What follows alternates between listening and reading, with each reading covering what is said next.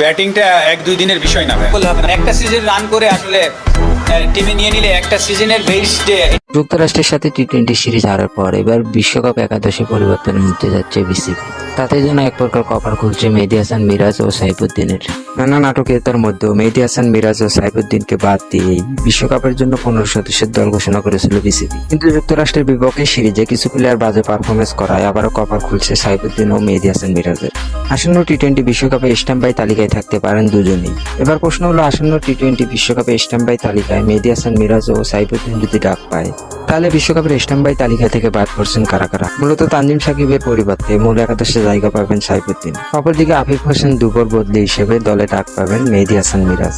এখন দেখার বিষয় শেষ পর্যন্ত বাংলাদেশ জাতীয় দলের টিম ম্যানেজমেন্টরা কি সিদ্ধান্ত নেয়।